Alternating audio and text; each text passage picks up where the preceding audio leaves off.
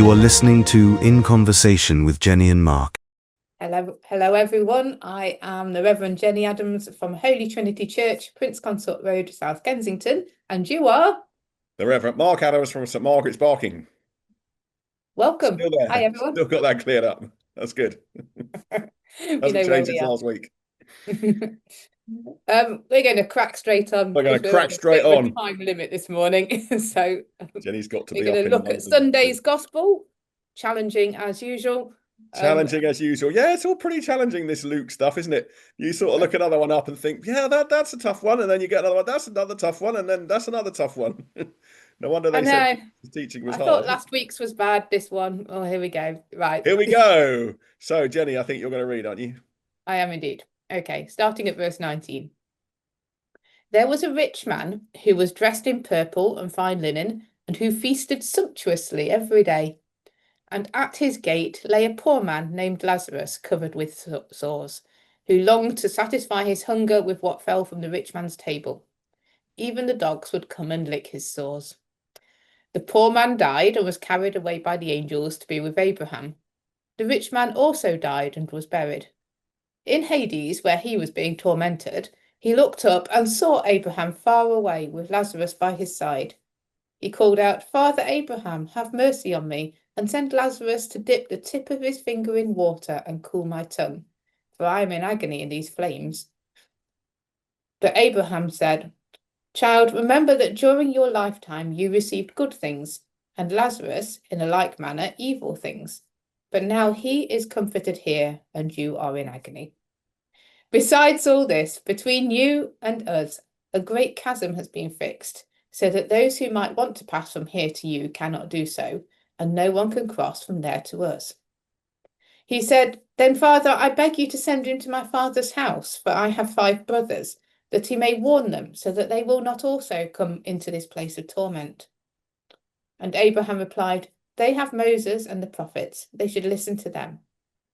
He said, "No, Father Abraham, but if someone goes to them from the dead, they will repent." And he said to them, "If they do not listen to Moses and the prophets, neither will they be convinced, even if someone rises from the dead."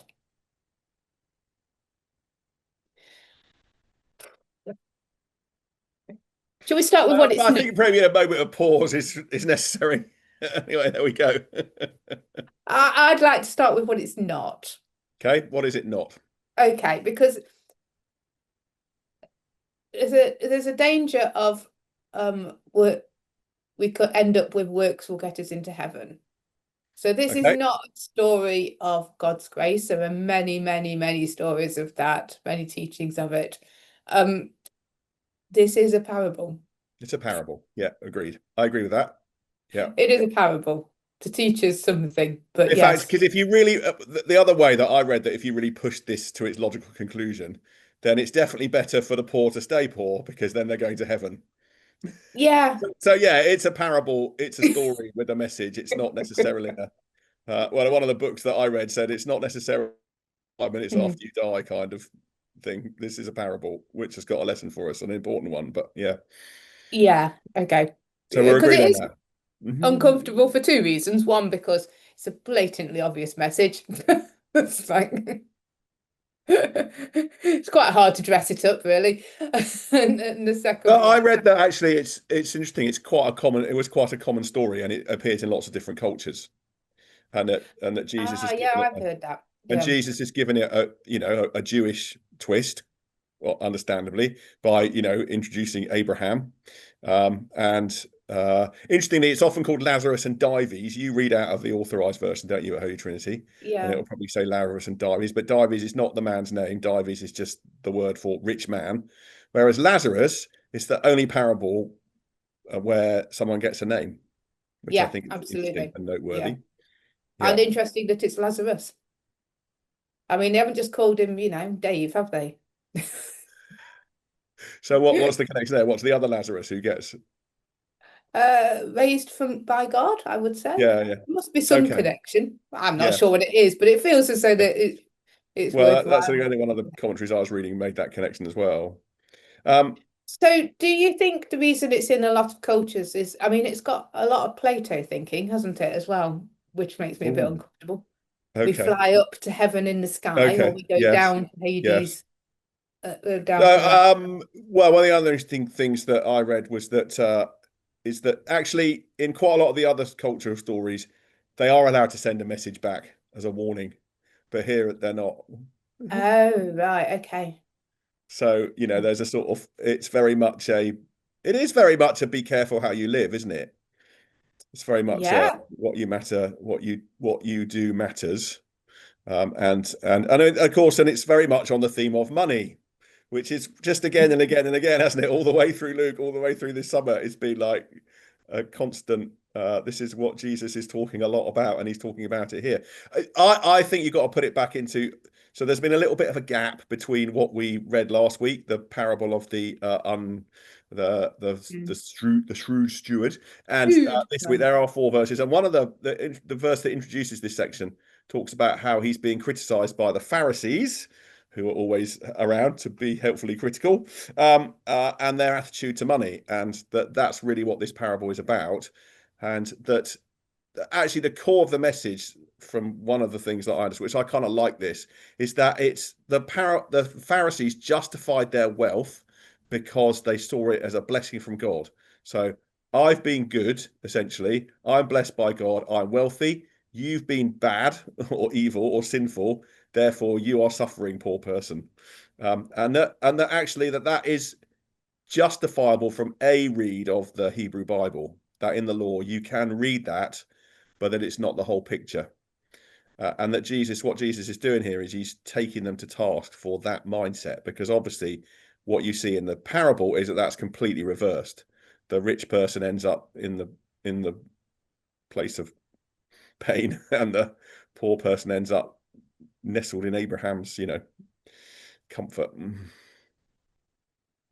I'm just going to let you rabble on for a little bit because, I think that's obvious. I think we've said that over and over again. The It belief was might be that obvious money to came from you. God. It I might be think obvious to you, but it's I Jesus. think we have said that a lot. The belief was that all money, was a gift from God for being good. Yeah, Um, absolutely. And this is what and Jesus is poor re-emphasizing and again poor here. people. Yeah, I don't Yeah, think. yeah. But is it about money or is it about power? I know the two are linked, but I feel that this one's more about power than actual money. Well, I think you've got to justify that. I mean, they are linked, but yeah, go on. I don't know. I think it's a lot more about him being ignored. And I believe that if he was sitting at the gate, there was an expectation to give your money to him if you were rich. It was a bit like the buddy bench at school. Did you have the buddy bench for your children's No, school? no. Oh, it was a bad idea. So they created a buddy bench. So if you hadn't got any friends, you had to sit on it, which yeah, loser. What up? Who thought that was a good idea? Yeah, absolutely. I was mortified to find once that one of my children went to sit on it. It's like, no, don't sit on the loser bench.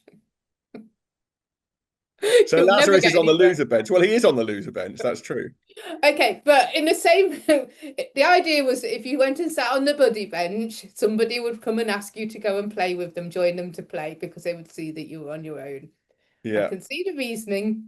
yeah. Just there were people like me, and that doesn't work. However, I believe that there were certain places, and I think a gate was one of them, where actually, if you were sat there, it was almost expected that you would be given food.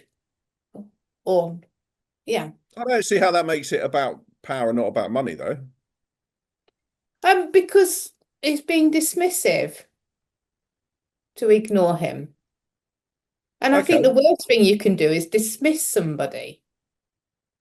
Oh yeah, absolutely. And I don't think that. Well, yeah, okay. I don't think that necessarily. I think you're right. The two are linked. I'm not sure that that's necessarily in opposition to the sort of money power dynamic. You could put both together. Neither do I think it undercuts the thing that I was saying, which apparently we've said many times, but for some reason doesn't apply here that I don't quite understand, that, you know, they're using a theology to justify their actions. So they're using a theology, aren't they, that God has blessed me with this wealth. And actually, again, at its worst, a little bit like the, you know, the don't you know, don't people take people out of their poverty because then they're going to get to heaven. You know, I'm justified in not helping you because God is punishing you, and therefore I'm alleviating God's punishment by helping you, which is, you know, pushing these kind of theological ideas to their extreme. I don't think that was to believe. Well, I do believe the blessings came from God, but I don't think they ever thought that they were undercutting God by giving money. I think you can take it to that. It becomes a logical extension of the argument, doesn't it? But if we bring it up to date, I think we very much think like that. You know, you're poor because you've made a mistake, or because you've made a bad life choice, or because you don't work hard enough. Yeah. And I'm not going to, why should I help you? Why should I, you know, you've got yourself into this position. You can get yourself out of it. You don't actually, you know, that in one sense, that's capitalism. That's getting on my soapbox now, but you know, that's I think you're very right. That's what we think. You know, you know, I mean, it's interesting, isn't it? We went to McDonald's in Barking on Sunday morning. Heartbreaking. And it was heartbreaking. And I had 2 free McMuffin vouchers, didn't I? Yeah. And I gave these McMuffin. And as we were walking up to McDonald's, we were saying, because we had to be at church early, so we went and had some breakfast. And, you know, as we were walking up to McDonald's, we said, we don't really need to use these McMuffin vouchers. By the time you've bought a coffee and a hash brown and whatever to go with it, you might as well just buy the breakfast. So, oh, yeah, fair enough. So I gave these 2 McMuffin vouchers, didn't I, to this guy sitting out. I mean, you know, you just describe his reaction. I mean, it was heartbreaking, wasn't it? I mean, he cried, didn't he? He cried and he kept coming back. And then my favourite thing is he wanted to give one away. I know, he wanted to give one away. Wanted to give one away. Yeah, absolutely. And yeah, you know, so I think that's, you know, it is. Yeah, I mean, it is very. This is very. But you're right. People, there is this narrative that people in that position, because of something they've done, they've made a mistake, they've made a bad choice, and sometimes they have, but they all make bad choices. I mean, that doesn't mean we're all sleeping rough. Yeah, we all make bad choices. I mean, I did have a conversation not that long ago that somebody said, so should I give them money? Because I always think they're going to go and buy a drink with it. And I went, well, they probably are. I said, I pour a gin and tonic if I've had a bad day. They're having a constant bad day. Yeah, and then another woman came in who said I mean, you know, she said I'm 9-day clean, and but she said it's really hard living on the streets to stay clean, and that was not alcohol, that was harder drugs. No, absolutely, and it is. It's really hard living on the street, and therefore I suppose, you know, this is really interesting when you bring it into that kind of context and our own thinking and what's in our media at the moment about, you know, those in need and asylum seekers and refugees and those, you know, this is all kind of very current. Why should we help them? We don't have to have anything to do with them. It's their fault. You know, I've earned what I've got, you know, and actually this parable really challenges a lot of that. It really challenges a lot of that. And when you bring it into that kind of thinking, it's really difficult. It's really difficult. How then should we live? You know, I think that's been the question for me all the way through these. I think we should also acknowledge it is really difficult, because we did give those vouchers away and we did buy a breakfast, but then we got asked for more and more and more and more. And then we got asked for more. Yeah, and we said people are desperate and they'll. Yeah, that's right.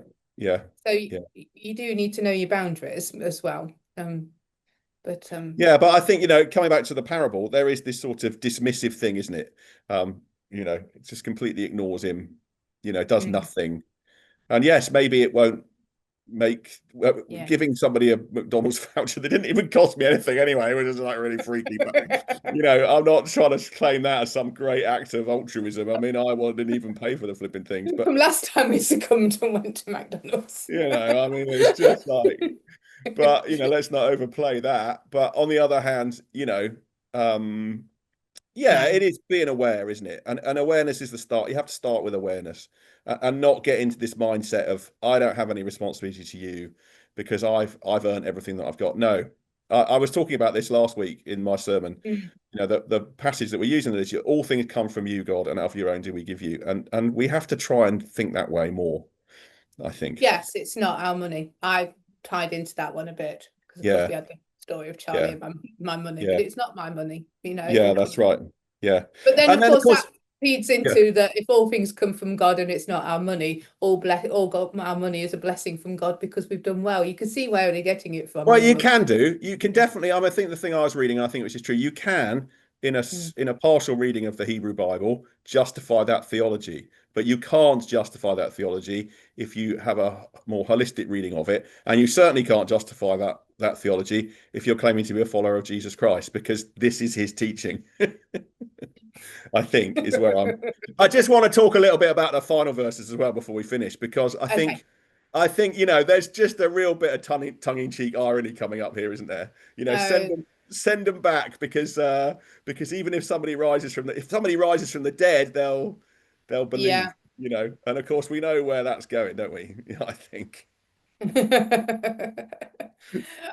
On two levels, yes, we know where it's going, but also just story-wise, if you just take it without Jesus' resurrection in it, it's so true, isn't it? What would it take for someone to believe? If you're not going to read this, if you're not going to listen, if you're not going to, you could see a miracle and you wouldn't recognize it as a miracle, would you? Yeah. Yeah. We've all met those people. I just feel it down to the bottom of my boots. Yeah, they're not going to believe. Yeah, I mean, because I guess in one sense it comes to taking things for granted, doesn't it? So the fact that, you know, that the sort of deep philosophical question, really, why is there something rather than nothing? You know, well, we take it for granted that there's something rather than nothing because here we are. But actually, well, you know, actually we are here, and that is itself extraordinary, and, you know, demands some kind of answer. But, you know, and yeah, so that's not enough. The law and the prophets aren't enough. But somebody rising from the dead will be enough. No, says Jesus. No, it won't. It won't. Even that won't be enough. And I'm going to, in one sense, I'm going to show you that that's not going to be enough for everybody. Which brings up lots of interesting questions, doesn't it? Around, you know, why then do we believe? Why do some people not believe? You know, that there seems to be. Yeah. What would it take? What does it take? I mean, what's it going to take? Yeah. What's it going to take? And I guess. Can I make one final point? Because I know we're running out of time. Yeah. And I read this. I did do some reading, just read, and I hadn't noticed. But at the beginning, there was a gate that separated Lazarus and the rich man. Ooh, and in the end, there was a chasm. And I thought, oh, I like that. Oh, I like that. So there's almost an urgency of act when there's a gate, because you can't act when there's a absolutely. Which of course links back into last week's reading about the shrewd manager. Read the signs, and the thing about the weather forecasting, read the signs of the times. Yeah, you're right, there's an urgency. Don't just think you can keep putting it off. I like that. So yeah, so the gate, yes, there's a barrier, but you can walk through it. The chasm is now can't get across. Yeah. So how should we live? Which is, you know, how then should we live? Which is always a question that confronts us, isn't it? But I think, you know, there's not a lot of grace in this parable. In fact, there's no grace in this parable. But, you know, you have to see it. I think it's important. You have to see it as a parable. It is a parable. It's a parable, and that, you know, you can't therefore divorce that parable from the wider context of the gospel and what it means. But, you know, there's a challenge in it. Shall we leave it there? Do we leave it there? We'll leave it there. Thank you for listening. If you've got this far. We will be back. We will be back next week, won't we? We'll be back next week. Okay. Take care, all. Thank you. Take care. Bye-bye. Bye-bye. Thank you for listening to In Conversation with Jennie and Mark. Please subscribe for more episodes on all the usual podcast platforms.